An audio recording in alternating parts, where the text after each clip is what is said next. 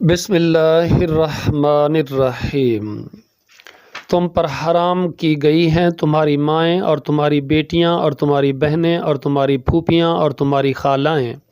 اور بھائی کی بیٹیاں اور بہن کی بیٹیاں اور تمہاری وہ مائیں جنہوں نے تمہیں دودھ پلایا، اور اضاعت میں تمہاری بہنیں اور تمہاری بیویوں کی مائیں اور تمہاری گود میں پرورش پانے والی وہ لڑکیاں جو تمہاری ان بیویوں سے ہوں جن سے تم نے صحبت کی ہے۔ پھر اگر تم نے ان سے صحبت نہیں کی تو تم پر کوئی گناہ نہیں، اور تمہارے ان بیٹوں کی بیویاں جو تمہاری صلب سے ہیں، اور یہ کہ تم اکٹھا کرو دو بہنوں کو مگر جو پہلے ہو چکا، یقیناً اللہ تعالیٰ بے حد بخشنے والا نہایت رحم والا ہے۔ اور شوہر والی عورتیں بھی حرام کی گئی ہیں مگر وہ لونڈیاں جن کے تمہارے دائیں ہاتھ مالک ہوں،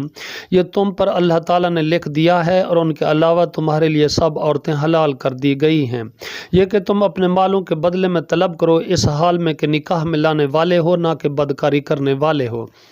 پھر ان میں سے جن عورتوں سے تم فائدہ اٹھاؤ ان کو ان کے مقررہ مہر دے دو، اور تم پر کوئی گناہ نہیں اس میں جس پر تم مہر مقرر ہونے کے بعد باہم رضامند ہو جاؤ، یقیناً اللہ تعالی ہمیشہ سے سب کو جاننے والا کمال حکمت والا ہے۔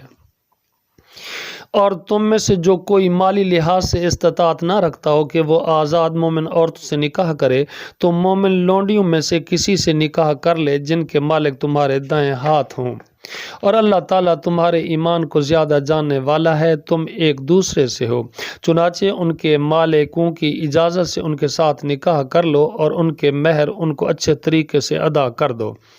جبکہ وہ نکاح میں لائی گئی ہوں بدکاری کرنے والی نہ ہوں اور نہ ہی چھپے دوست بنانے والی ہوں۔ پھر جب وہ نکاح میں لائی جا چکیں تو اگر اس کے بعد وہ بے حیائی کریں تو ان کی سزا آزاد عورتوں سے نصف ہے۔ یہ اس کے لیے ہے جو تم میں سے گناہ میں پڑنے سے ڈرے،